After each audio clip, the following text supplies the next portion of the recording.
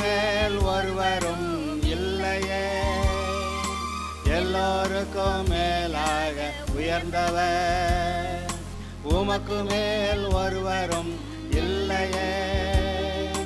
அல்லேலூயா, அல்லேலூயா, அல்லேலூயா, ஆமென். அல்லேலூயா, அல்லேலூயா, அல்லேலூயா, ஆமென்.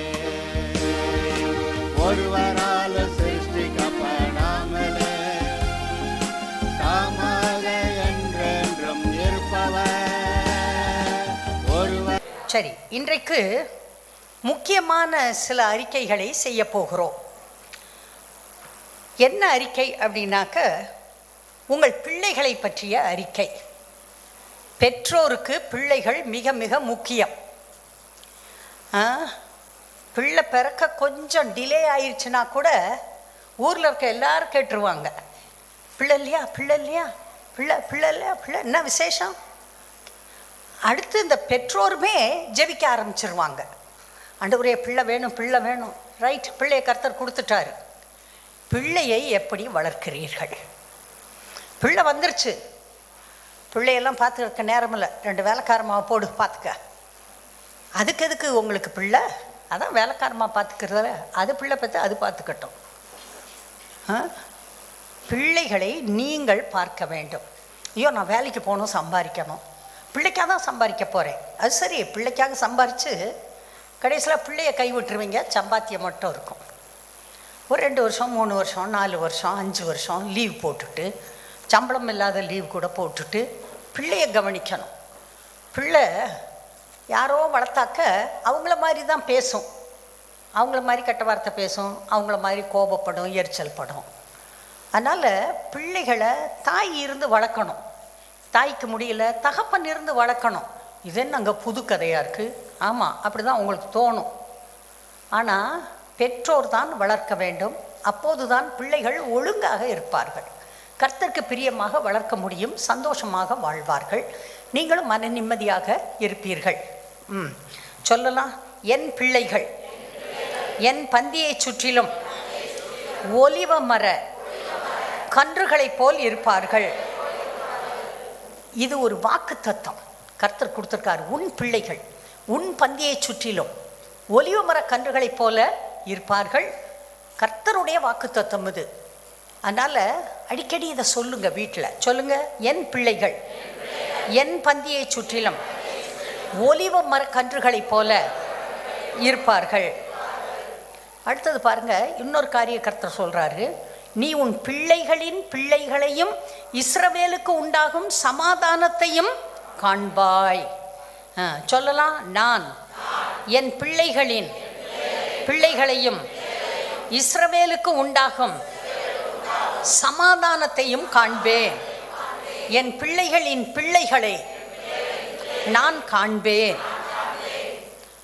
இன்னொரு ரொம்ப முக்கியமான வார்த்தை உங்களுக்கு வாசிக்கிறேன் பாருங்க. இயேசுவானவர் ஞானத்திலும் வளர்த்தியிலும் தேவ கிருபையிலும் மனுஷ தயவிலும் அதிகமாய் விருத்தியடைந்தார்.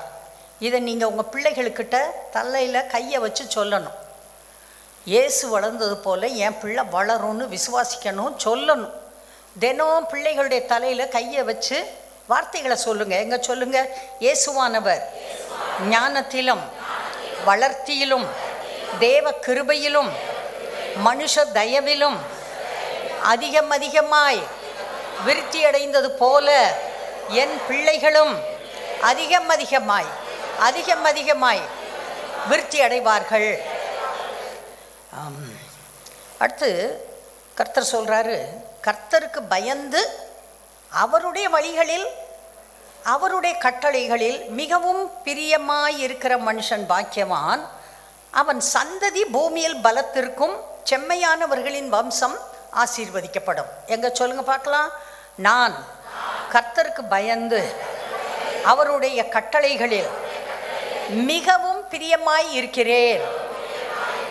ஆகவே என் சந்ததி பூமியில் பலத்திற்கும், என் சந்ததி பூமியில் பலத்திற்கும் செம்மையானவர்களின் வம்சம் ஆசீர்வதிக்கப்படும்.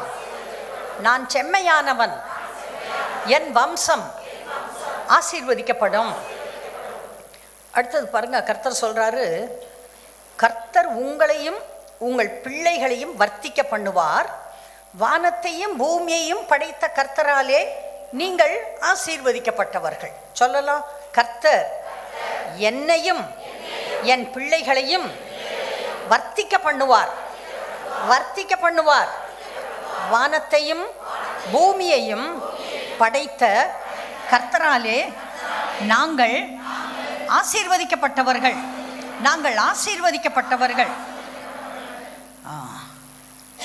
144 சங்கீதத்தில் ஒரு வார்த்தை எனக்கு ரொம்ப பிடிக்கும். அது, எங்கள் குமாரர் இளமையில் ஓங்கி வளருகிற விருட்சக்கன்றுகளைப் போலவும் எங்கள் குமாரத்திகள் சித்திரந்தீத்த அரண்மனை மூலை கற்களைப் போலவும் இருப்பார்கள். சொல்லலாம், என் குமாரர் இளமையில் ஓங்கி வளருகிற விருட்சக்கன்றுகளைப் போலவும் எங்கள் குமாரத்திகள் சித்திரந்தீர்த்த அரண்மனை மூலை கற்களைப் போலவும் இருப்பார்கள். அடுத்து, அவர் உன் வாசல்களின் தாழ்பாள்களை பலப்படுத்தி உன்னிடத்தில் உள்ள உன் பிள்ளைகளை ஆசீர்வதிக்கிறார். சொல்லலாம், கர்த்தர் என் வாசல்களின் தாழ்பாள்களை பலப்படுத்தி என்னிடத்தில் உள்ள என் பிள்ளைகளை ஆசீர்வதிக்கிறார். கர்த்தர் சொல்றாரு, ஒரு சந்ததி அவரை சேவிக்கும், தலைமுறை தலைமுறையாக அது ஆண்டவருடைய சந்ததி எனப்படும். சொல்லலாம், என் சந்ததி கர்த்தரை சேவிக்கும், தலைமுறை தலைமுறையாக என் சந்ததி ஆண்டவருடைய சந்ததி எனப்படும். ஆண்டவருடைய சந்ததி போல என் சந்ததி இருக்கும். சொல்லலாம், என் பிள்ளைகள் எல்லாரும் கர்த்தரால் போதிக்கப்பட்டிருப்பார்கள். என் சந்ததியார் ஜாதிகளை சுதந்தரித்து கொண்டு பாழாய் கிடந்த பட்டணங்களை குடியேற்றுவிப்பார்கள். கர்த்தர் அவர் மேல் இருக்கிற ஆவியை என் வாயில் அருளி அவர் வார்த்தைகளை எனக்கு கொடுத்து என்னை ஆசீர்வதிப்பார். இது முதல் என்றென்றைக்கும் என் வாயிலிருந்தும் என் சந்ததியின் வாயிலிருந்தும் என் சந்ததியினுடைய சந்ததியின் வாயிலிருந்தும் நீங்குவதில்லை. கர்த்தருடைய வார்த்தை என் வாயிலிருந்தும் என் பிள்ளைகளின் வாயிலிருந்தும் என் பிள்ளைகளுடைய பிள்ளைகளின் வாயிலிருந்தும் நீங்காமல் இருக்கும். நான் விருதாவாக உழைப்பதில்லை. நான் துன்பம் உண்டாக பிள்ளைகளை பெறுவது இல்லை. என் பிள்ளைகள் கர்த்தராலே ஆசீர்வதிக்கப்பட்டிருப்பார்கள். பிள்ளையை பெற்றுட்டு இன்றைக்கு சில பெற்றோர் ரத்த கண்ணீர் விடுறாங்க.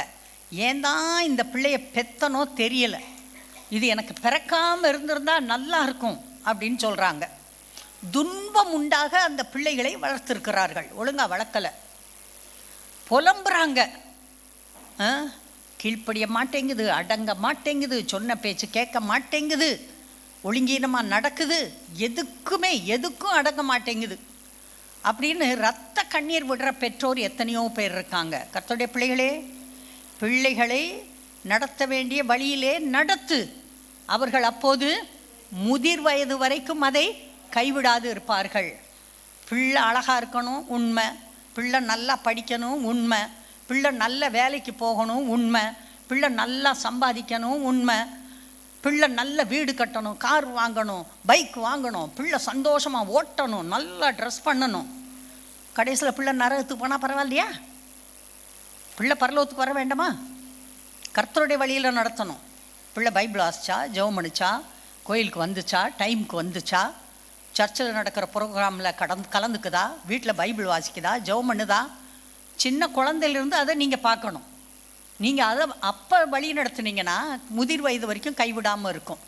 சொல்லலாம், என் பிள்ளைகளை கர்த்தரை பற்றிய போதனையிலே போதித்து வளர்ப்பேன். அப்போது என் பிள்ளை கர்த்தருடைய வார்த்தையை விட்டு விலகாமல் நன்றாக இருக்கும். Okay, God bless you.